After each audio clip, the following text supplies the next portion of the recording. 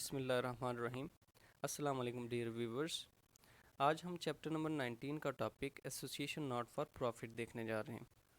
जैसे नाम से ही ज़ाहिर है, एसोसिएशन नॉट फॉर प्रॉफिट का मतलब है वो ऑर्गेनाइजेशन जिनका मोटिव प्रॉफिट कमाना नहीं होता। इनको हम नॉन बिजनेस एंटिटीज़ भी कहते हैं। बिजनेस एंटिटीज़ वो होती हैं जिनका मोटिव प्रॉफिट कमाना होता है, और नॉन बिजनेस एंटिटीज़ वो हैं जिनका मोटिव प्रॉफिट कमाना नहीं है। तो फिर ये करती क्या है?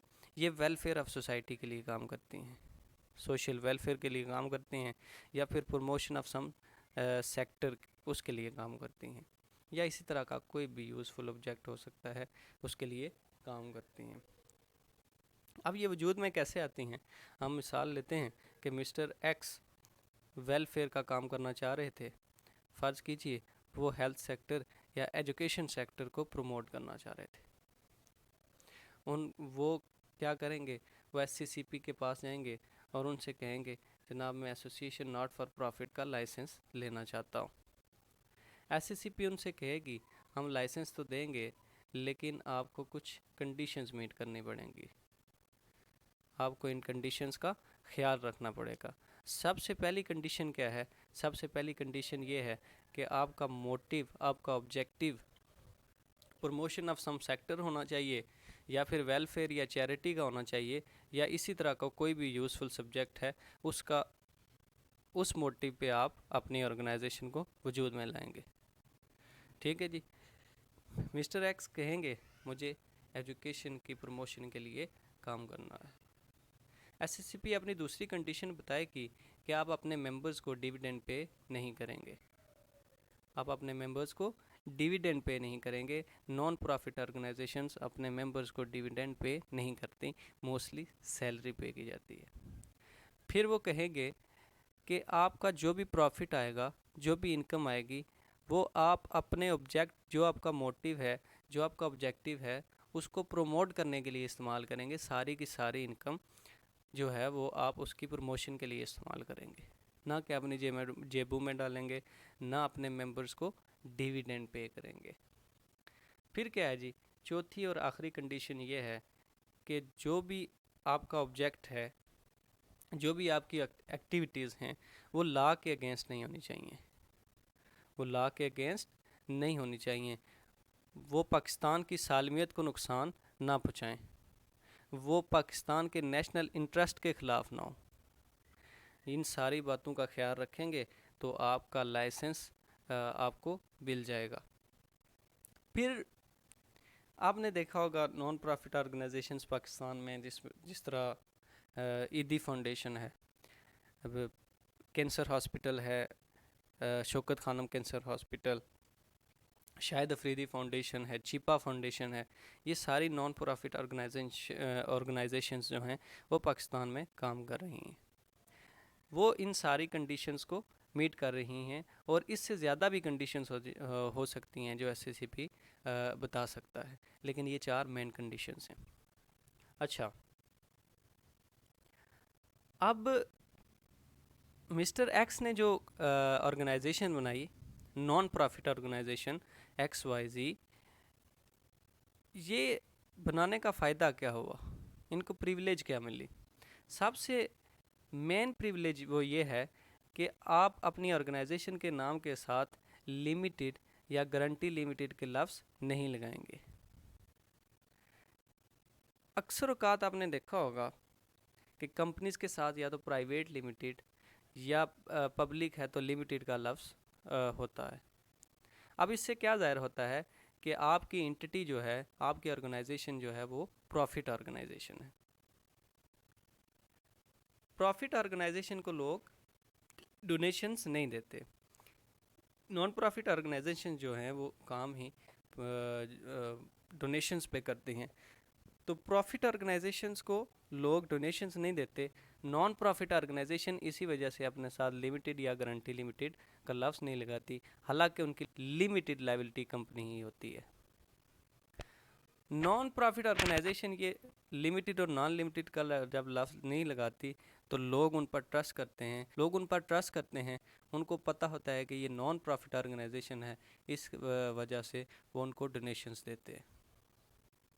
अब जब आपकी ऑर्गेनाइजेशन चलने लगी, कुछ अर्सा गुजरा, पैसा आने लगा, तो अब ये नहीं है कि पैसा आने लगा आप जेब में डालें, जी बिल्कुल नहीं, ना अपने मेंबर्स को डिविडेंड पे करें। जो ही आप इन चार में से कोई कंडीशन मीट नहीं करेंगे, इन चार में से कोई भी कंडीशन आप ब्रेक करेंगे, तो उसका उसके कंसिक्वेंसेस क्या होंगे? उसका रिज़ल्ट ये निकलेगा कि आपका लाइसेंस रिवोक कर लिया जाएगा, लाइसेंस कैंसिल हो जाएगा। कमीशन आपको एक नोटिस भेजेगा इन राइटिंग कि हम आपका लाइसेंस कैंसिल करने लगे हैं। आपको वो अपॉर्चुनिटी भी प्रोवाइड करेगा कि आप अपना मौक़िफ़ बयान करें, लेकिन मोस्टली चांसेस यही हैं कि आपका जो लाइसेंस है, या मिस्टर एक्स अगर कोई गलती करते हैं तो उनका लाइसेंस रिवोक कर लिया जाएगा। अब रेवोकेशन से क्या होगा? अगर लाइसेंस रिवोक किया जाएगा तो आप जो प्रिविलेजेस हासिल कर रहे थे, आप अपनी कंपनी के नाम के साथ वर्ड लिमिटेड या गारंटी लिमिटेड इस्तेमाल नहीं कर रहे थे, वो वापस लगा दिया जाएगा। वो रजिस्ट्रार वो नाम नाम के साथ लिमिटेड या गारंटी लिमिटेड या प्राइवेट लिमिटेड जो भी है, वो आपके नाम के साथ वापस लगा देगा। जितनी भी आप प्रिविलेजेस हासिल कर रहे थे, लिमिटेड या गारंटी लिमिटेड का वर्ड इस्तेमाल नहीं कर रहे थे, कहीं टैक्स एग्जेम्पशंस मिलती हैं, वो आपकी सारी की सारी क्या हो जाएंगी? ख़त्म हो जाएंगी। आपकी कंपनी दोबारा एक आम कंपनी रह जाएगी, वो as a non profit organisation काम नहीं कर सकती। अब हम देखेंगे कि कंपनीज़ की रेगुलेटरी अथॉरिटीज़ कौन सी होती हैं। सबसे पहले है जी कमीशन। कमीशन का मतलब है securities and exchange commission of Pakistan. Bylaw में या कंपनी लॉ में जब भी कमीशन का लफ्ज़ इस्तेमाल होगा, उसका मतलब होगा SECP यानी securities and exchange commission of Pakistan. Securities and exchange commission of Pakistan SECP act 1997 की सेक्शन 3 के अंडर वजूद में आया। इसके 8 रीजनल ऑफिस हैं जी। हेड ऑफिस इस्लामाबाद में है, बाकी चारों सूबों की कैपिटल सिटीज़ में एक एक ऑफिस है, जिसमें कोयटा, लाहौर, कराची और पेशावर शामिल हैं, और फिर 3 मेन सिटीज़ में हैं, जिसमें मुल्तान, फैसलाबाद और सक्खर शामिल है। फंक्शन क्या है जी SECP का? SECP का मेन फंक्शन है टू रेगुलेट कंपनीज़। इनमें insurance companies, banking companies, non banking financial institutions और मुदारबा और बाकी जितनी भी किस्म की कंपनीज़ हैं वो सब शामिल हैं। इसको बहुत और पावर्स भी दी गई हैं SECP एक्ट 1997 के अंडर भी और कंपनीज एक्ट 2017 के अंडर भी। दूसरी रेगुलेटरी अथॉरिटी है जी रजिस्ट्रार।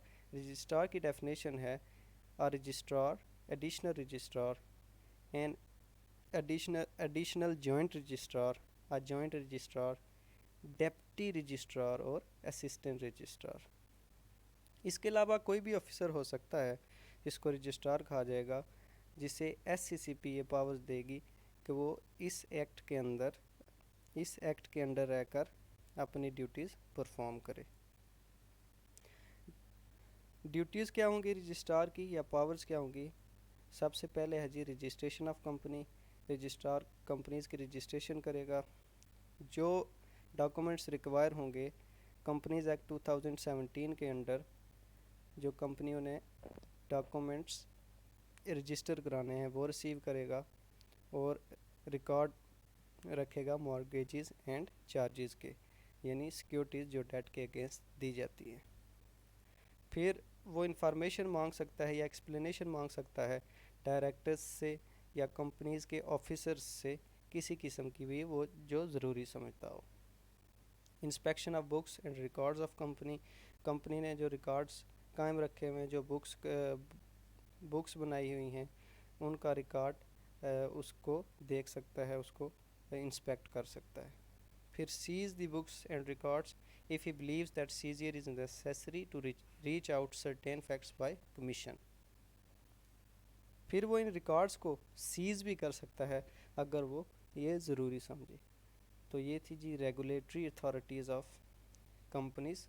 इसी के साथ आज का लेक्चर ख़त्म हुआ जाता है। इजाज़त दीजिए। अल्लाह हाफिज़।